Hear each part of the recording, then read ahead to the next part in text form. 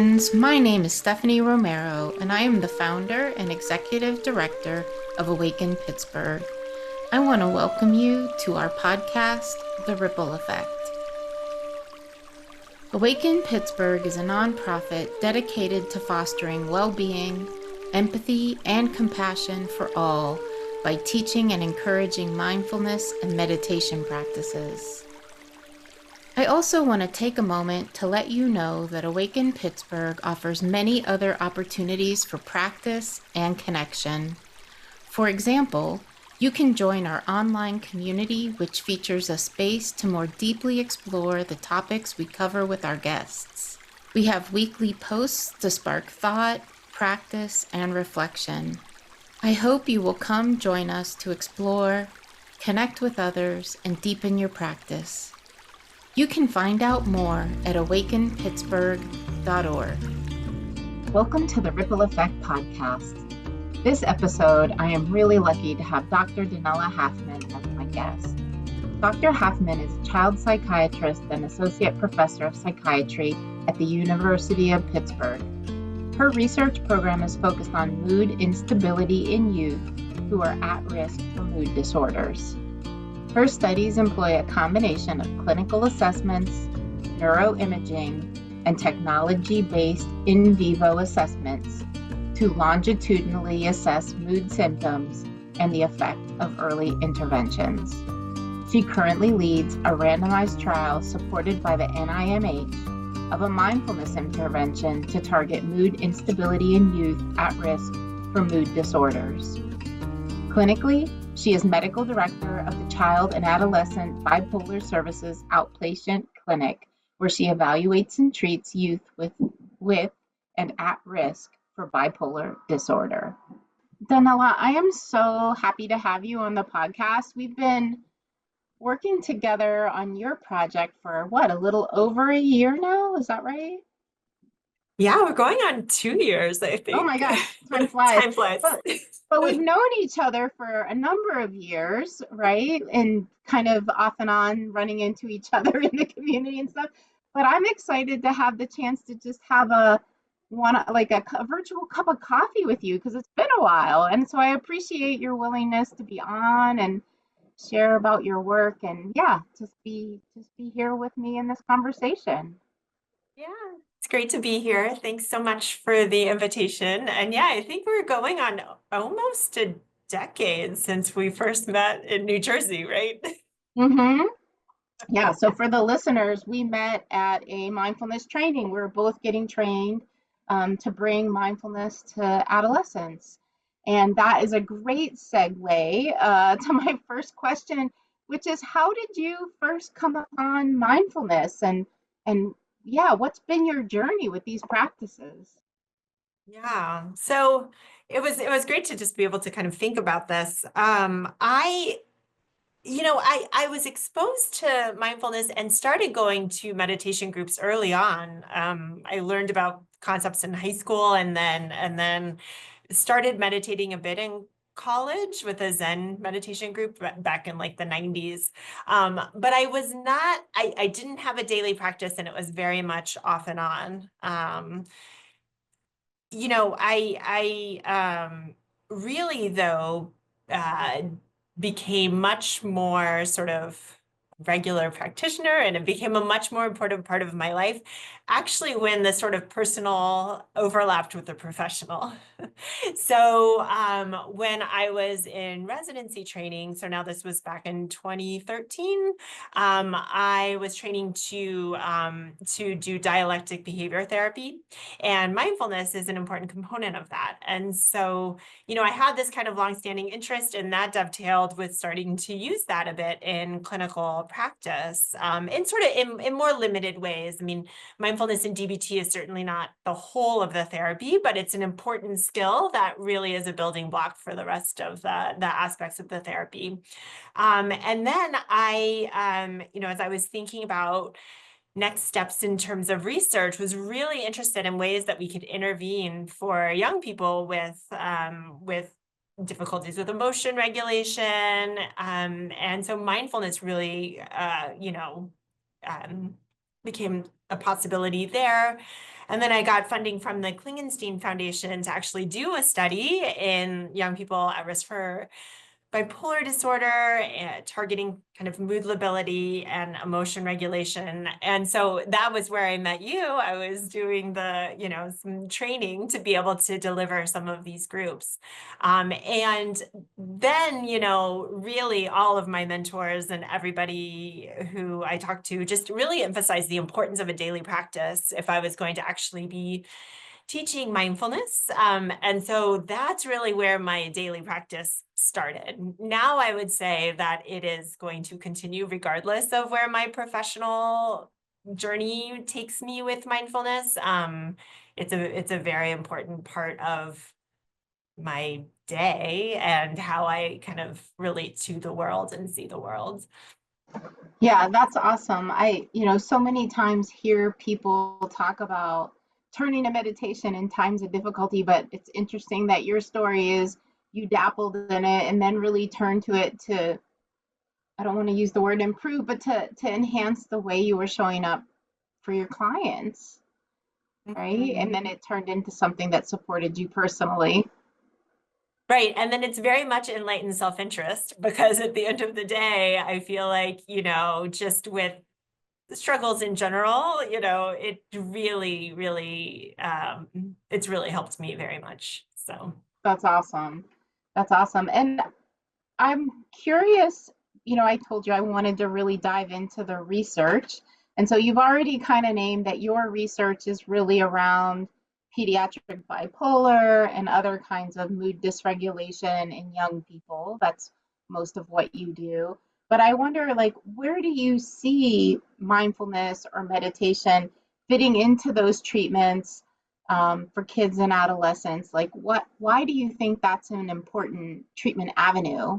And you can get geeky with me if you want to. yes, I would love to. So I think that, first of all, I would just say I don't think that the effects of mindfulness are specific to bipolar disorder or any disorder, right? I actually don't think they're specific to psychiatric disorders. I think they can impact physical health as well.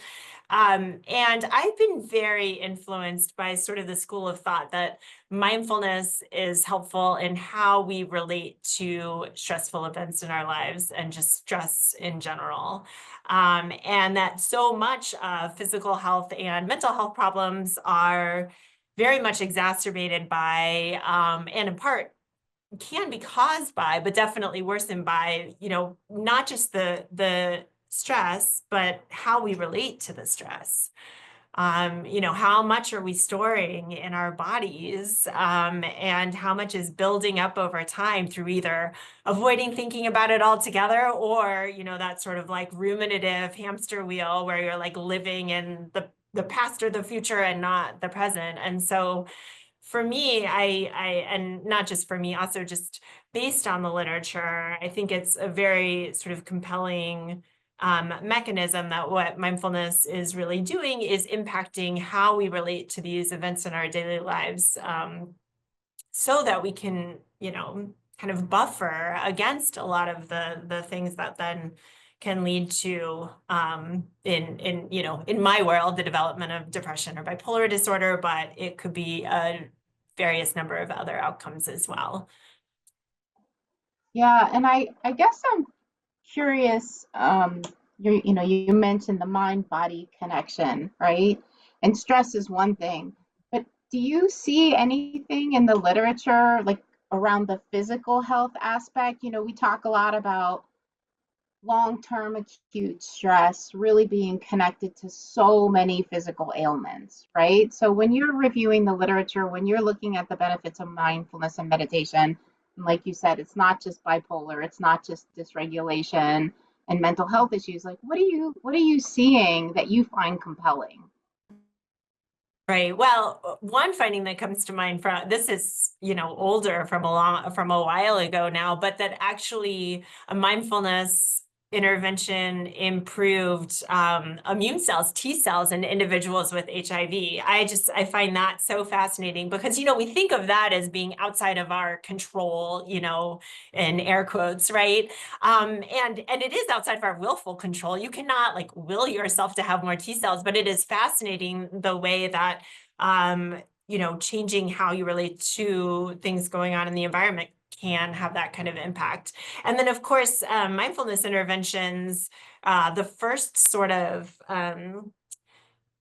medicalization of mindfulness interventions, or at least bringing it into the sort of more secular space to as a health intervention. So mindfulness-based stress reduction was all around sort of chronic pain and even things like psoriasis. And so things that, now we think of this as being like, oh, anxiety and depression, but really the roots of it are actually addressing chronic medical problems that were not amenable to, just medication prescriptions.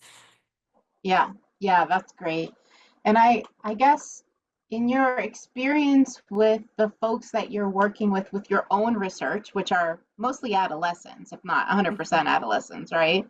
Yeah, like how is that going? Like, are they open to it? Do they feel receptive? Like, yeah, any preliminary findings that you want to share?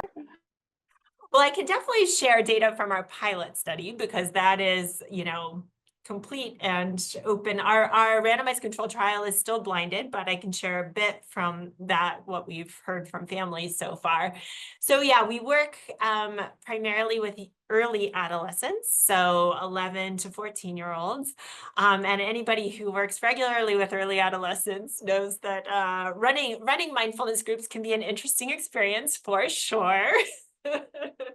And that at that age, the social rewards are so important. And so, I think I don't need to go too much into this, but essentially like being able to harness the fact that it's a group and sort of like, motivate those social rewards towards what we're trying to accomplish has been an important aspect of it. But yes, the groups can vary widely from, very quiet and difficulty getting people to respond to very ruckus and, a lot of action.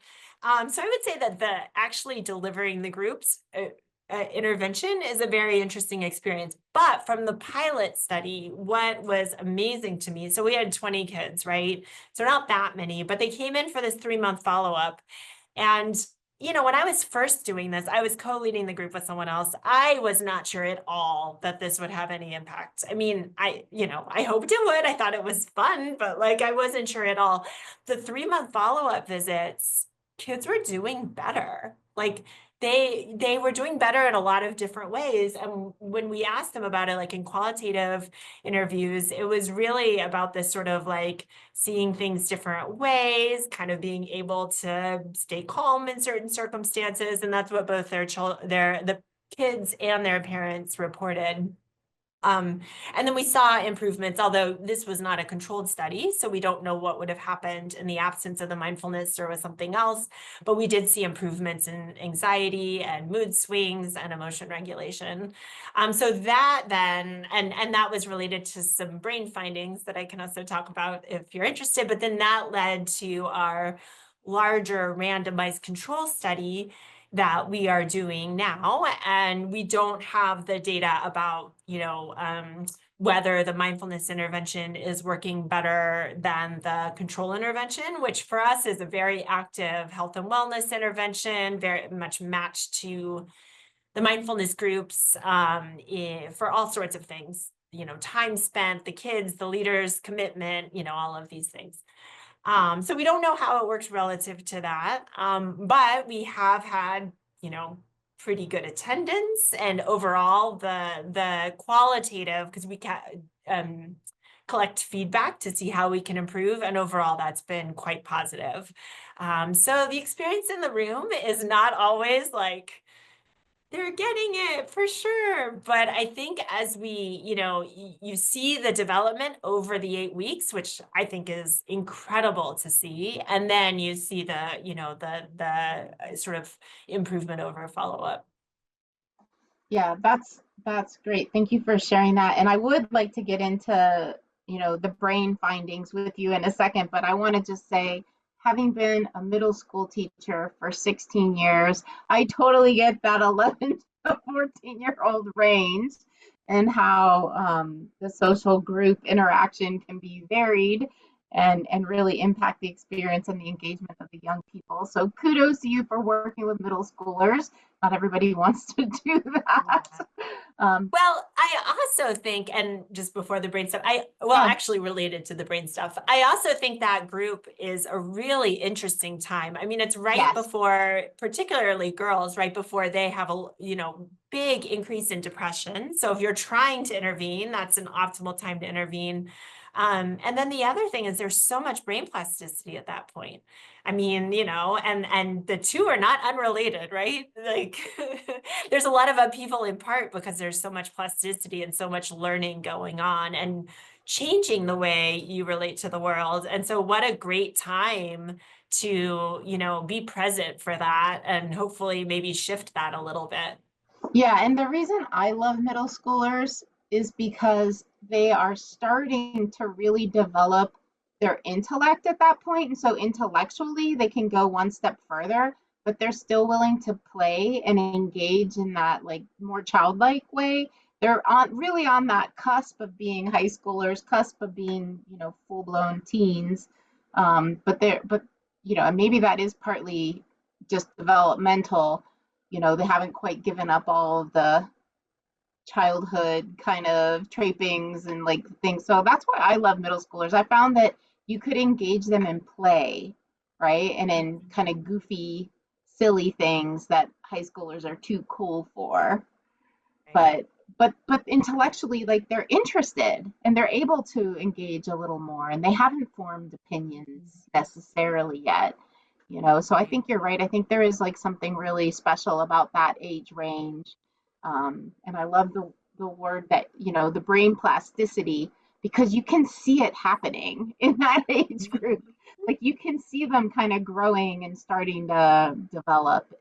Yeah. Anyways, so I love that. Yeah. So yeah, if you want to talk about brain research, that would be great. Sure. Yeah. So, I mean, there have been a lot of studies at this point on, how mindfulness impacts the brain. And, I'm not going to talk about all of that. I'll talk about the marker that we've been really interested in, which has also been found in a lot of other studies. And we found in our pilot study. So actually, it was first found comparing by someone named Judson Brewer, comparing very experienced meditators to healthy control. So people who had meditated like, I don't know, 10,000 hours or more, to people who were not meditators. And they found this like interesting increased functional connectivity or communication between two different parts of the brain. So there's the posterior cingulate, which is kind of in the back middle part of the brain, and that's very much involved in something called the default mode network. So default mode, basically what you're thinking about when kind of nothing else is going on, right? Like you're not engaged in a task, where does your brain go? And it turns out that our brain goes to a lot of, telling stories about the past and the future, like time travel type stuff, a lot of self-related processing. So a lot of that is going on in the default mode network. And kind of the posterior cingulate is an important structure in that. And then you have the dorsolateral prefrontal cortex, or DLPFC. This is kind of in the front lateral part of the brain, and is really it's one of the later part of the brain to develop through adolescence. That's one of the areas that has so much plasticity during early adolescence. But that part of the brain is really involved in more executive functions, kind of meta awareness or cognition, kind of these higher order functions that are involved in sort of top-down emotion regulation, doing complicated tasks, like these sorts of things. And so what Judson Brewer found, and then a lot of other people have found with mindfulness interventions is that those regions of the brain, that posterior cingulate, became more connected to the DLPFC.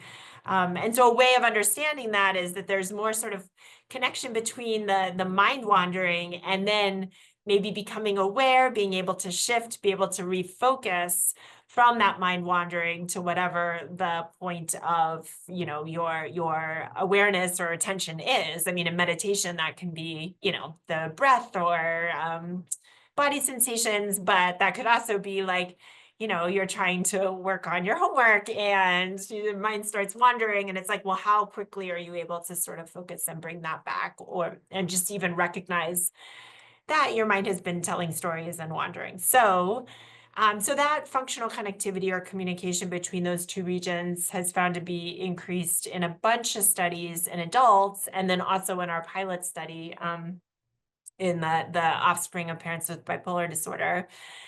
And I think one thing that is really interesting about it, in all those studies, it was related to or predictive of the outcome that they were measuring or testing. So for example, one of the ones that impacted me the most, because David Cresswell over at CMU was one of my mentors for the pilot study, and they found that the increased functional connectivity was associated with less inflammation in stressed adults a couple of months later. And other people have found less PTSD symptoms or improvement in emotion regulation. So, and we found that increased functional connectivity was associated with less mood lability, less anxiety, and less suppression of emotions, which is, a maladaptive approach to regulating emotion at the 3-month follow-up. So that is one of the brain mechanisms that I'm most interested in, and that's the one we're really trying to understand and go for and look for in this larger randomized control trial. I just find it so fascinating. And the way that you were describing the interaction between those two parts of the brain feels to me like exactly what you do in meditation. So you set the intention, for example, to place your attention on the feeling of the body breathing, and inevitably your mind wanders. And so you notice that, however long it takes to notice that. And then you're like, oh, I'm going to place my attention back on the feeling of the body, and you might do that 10 times, 20 times, however many times during a meditation session, right? And it's that continued noticing and continued placement. And so it kind of makes sense to me that you're kind of growing the connection between the part of the brain that your mind wanders and the part of your brain that says, okay, I'm going to come back. Making the choice to where to direct your attention. Yeah, that's exactly how we've been thinking about it. And what I also love about that frame and thinking about it from the brain perspective is that, when we bring ourselves back in meditation, there is the inclination to be like, oh my gosh, my mind was wandering again. Like, that kind of like that frustration or that judgment. And like, really the core of meditative practice, mindfulness practice, meditation is to do that bringing back with friendliness and with really even invitation. It's like, that is the moment that you're being mindful. And so this is something that we really, highlight a lot in the mindfulness groups with the kids. And it also, like, I think it helps to have this sort of like brain idea that actually you're doing more reps when your mind's wandering, and then you're bringing it back. It's like, you've got one more rep in, right? So I think that it's, that is where the growth is happening. And so actually I do supervision with the mindfulness group leaders every week.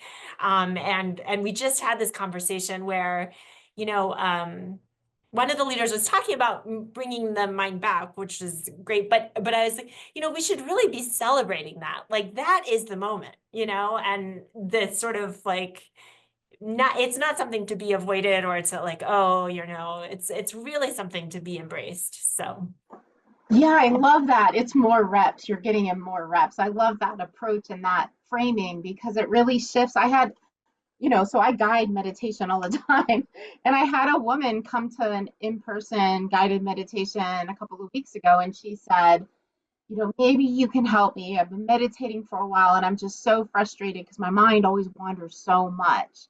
Right. And so I kind of tried to frame it for her like, yeah, that's just what's going to happen. But to actually shift it to thinking like, no, that's actually the brain training. That's actually Right. the thing. That is the thing. And Yeah. you're doing it.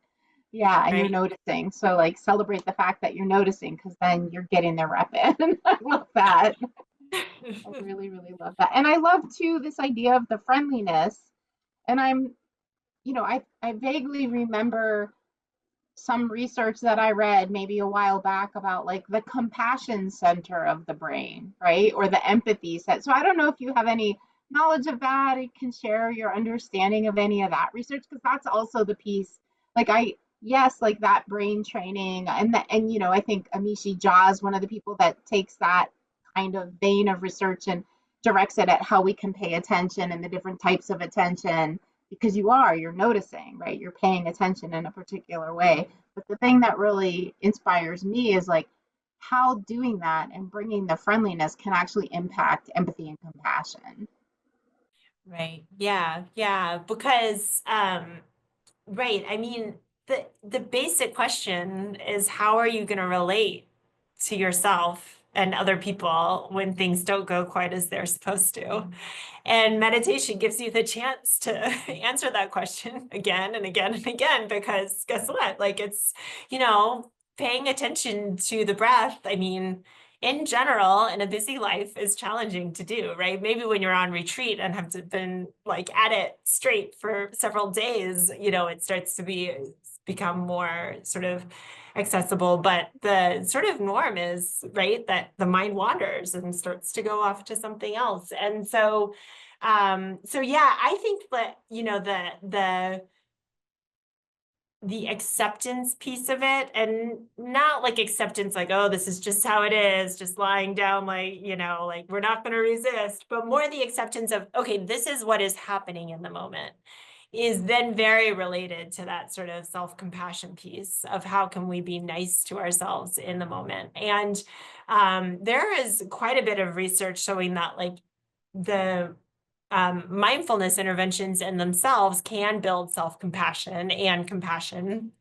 Um, and then there's obviously like other sort of self-compassion focused research, although mindfulness is a key part of that too. So I think it Tara Brach that said there's the two wings, the mindfulness and compassion. And I really, in my own practice and in my own and in my research, I can't see them quite as distinct. I mean, they're distinct concepts, but they're so like connected and reliant upon each other. Because if you're beating yourself up every time your attention is wandering, then it's just gonna make it worse. I mean, like, you can't really do like attention training without also being kind to yourself when it's not working.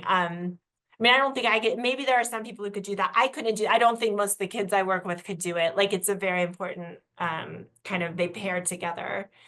And I will say one interesting study by David Creswell, again, they were looking at sustained attention, the SART task, which is sustained attention to response task. And they were looking at the effect of just an attention training versus like sort of more classic mindfulness training. And they found that the classic mindfulness training helped a lot more than just the pure attention training. So I think that there is a component where even for improving attention, having that like way of relating to our mistakes or relating to the moments that things aren't going as we expect them to is critical for the learning. I love that. I love that it's about how we do it, right? That it's not just paying attention. It's about how we're paying attention. And I agree with you. Like if you sit to practice and you're being self-aggressive, like who's gonna want to keep doing that too? Like how will you sustain that as a daily practice if you're like beating Right. yourself up? It's just gonna make, like you said, it's gonna make everything worse. So unless Yeah. you're also training in the self-compassion alongside it and the friendliness, yeah, it just doesn't seem like it would be viable. Right. And I think different practices have different doses, different, it's like a recipe, like different concentrations of the and points of emphasis, right? But I think that for most of this, you need at least a little bit of both being the, focus on attention and awareness, and then also the focus on sort of more acceptance and friendliness. So Awesome. I'm really curious, because you work so much with adolescents and adolescents that are facing mental health challenges. Do you have, from all of your work and your study and your years and years of experience, any advice for parents or caregivers that want to support their children's emotional health, like either integrating mindfulness or something else? yeah, so I mean, and it's fine. I think the first answer that comes to mind here is yes, okay, from the point of view of a child and adolescent psychiatrist, but also as a mom, as a parent of now a 10-year-old daughter who's now in the age range for our pilot study, which, time flies, and a younger son. But I think honestly, when we're thinking about integrating mindfulness in our kids' lives, the most powerful thing to do is to develop a practice ourselves. Um, and that's for, I think, a number of reasons. One, like mindfulness can be so helpful in terms of relating to parenting, which is not always easy. Frankly, really easy, right? Like, and so, I mean, and I know I practice every day on weekdays. On weekends, because things are less structured and sometimes I'm trying to get a little work done before the kids wake up or whatever it is, I don't practice every day on weekends. And I notice a difference in terms of how I relate to my children when I've practiced and not practiced, because I do think that it can create that space. Um, and children see that and children respond to that. I mean, they're responding to a lot of other things too, and that's at least something that we have some agency over. And then the other thing is, if you do have a regular practice, then maybe kids of a certain age, maybe teenagers, it starts to become a little more challenging, but we'll maybe join you, and the invitation to join. So I think that can be really helpful as well. So I I would say love that. that's like the number one thing. The other thing is just to take care of yourself, right? Because I think, what can happen a lot of times is that there's a lot of stress on parents, and it feels like, oh, you should be putting other people first. And really, like, I mean, I see this especially my patients who, I mean, mental illness very much runs in families. Bipolar disorder especially runs in families. So I have a lot of families with like multi-generational sort of bipolar disorder or mood disorders in general. And you sometimes you definitely see like when the parents doing better, the kids doing better as well. And that's not to blame anybody or put pressure. It's more like, you know what, like you are worth it. Like take care of yourself and do take the space that you need to do that. So that's I love that your advice for parents dealing with kids is to work at themselves because I feel like in so many spaces that I show up in, like that's my advice, like so teachers who are really wanting to change their students, I'm like, but how are you showing up? How are you working with your stress? How are you working with your burnout and compassion fatigue? Because if you're not dealing with that, then you're showing up in a different way.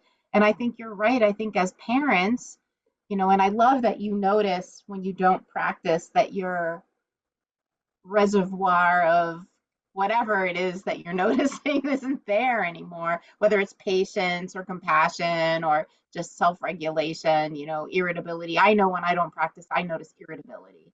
Like I'm bitchier, like I'll just say it. Like I just get irritated more quickly than when I'm practicing, right? And somehow when I'm practicing, my baseline is lower, right? So that the littler things don't even affect me. And I think that's real. And I think we are kind of setting the weather in our families, right? As parents, we are kind of establishing what the weather is by our mood, by our reactivity. And if we can manage that in a better way, then it will have a positive impact. So I love, Right. love, love that was your recommendation. And self-care, like I feel like it should be everyone's mantra. Self-care is not selfish. That actually, when you are taking care of yourself, even if you're doing it so that you can show up in a better way, like that's great. Because, Right. I mean, I love the term enlightened self-interest because I really do think that so much of life is about that. Like it is rare that, doing something like it's almost always going to benefit you in addition to your surroundings. It's about, seeing how you relate to the surroundings as well. So, that's why the name of my podcast is The Ripple Effect. Because I really, oh, I really, love it. yeah, I really believe that. Like, once one person is caring for themselves and being like nurturing themselves, then they're better able to ripple that out to everyone that they're in contact with. Like you just defined that. You heard it here, folks. A scientist. Just Yep. teasing. Awesome. Well, is there anything that you would like to share that I didn't ask about? Anything that, as you were preparing for the podcast, you were like, oh, I want to be sure to say that? Anything in your mind? I don't think so. We've touched on a lot. So yeah, I I think we covered everything. Awesome. Well, maybe I'll ask you this one question. Well, I have two questions before we wrap up. What is your favorite practice for your own daily practice? Like, what's your go-to?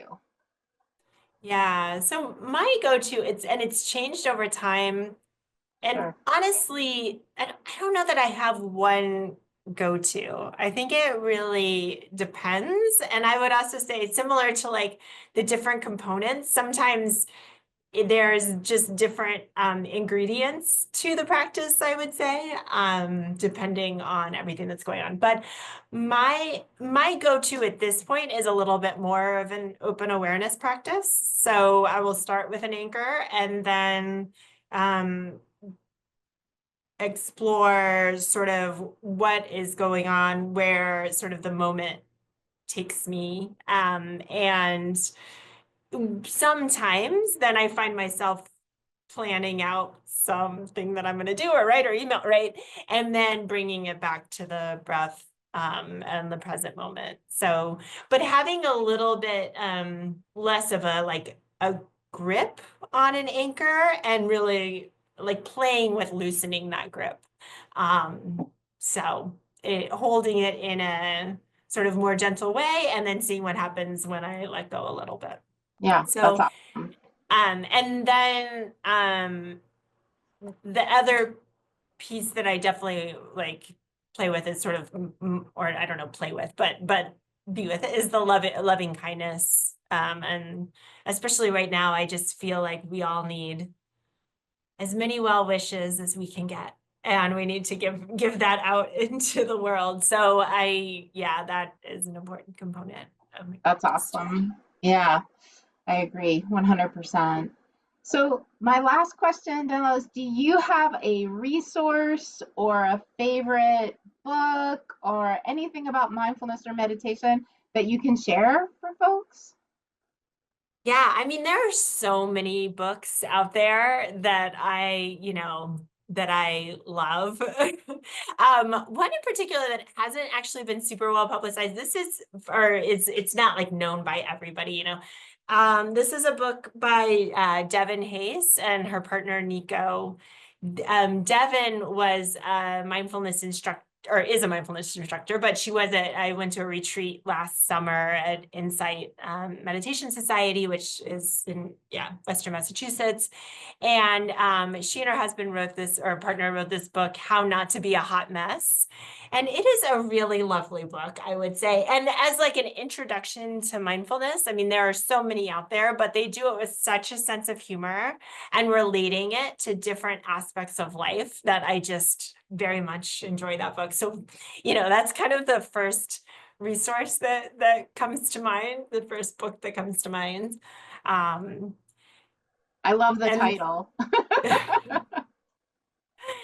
yeah, and then let's see. I mean, in terms of other sort of resources out there, one thing that we've used in research, and I continue to like in part because it's a free resource, is Smiling Mind. It's an app that is it's an Australian nonprofit company that does a lot of work in schools in Australia, but they have developmentally appropriate meditations and also stuff for parents. And I've just enjoyed a lot of their content. So those are two, although That's there's so many. I mean, Yeah, no, that's great. I have never heard of Smiling Mind, and they probably have the really cute Australian accent too on it. they do. Yeah, yeah. Which it's not subtle. So Yeah. we actually use this in a study that I did looking at and pre and post MRI and the mindfulness app. And some of the kids love the accent and others were like, I will not do this because of this accent. So, people have opinions. That's awesome. That's awesome.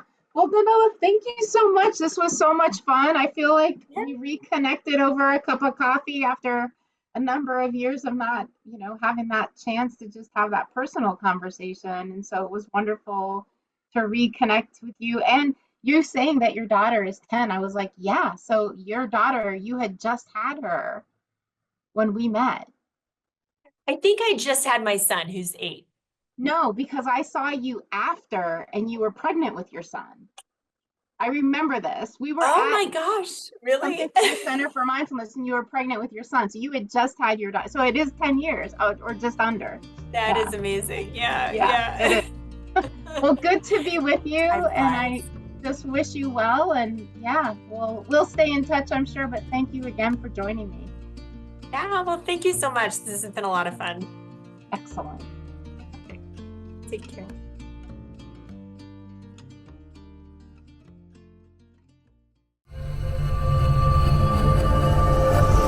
Say Something Studios.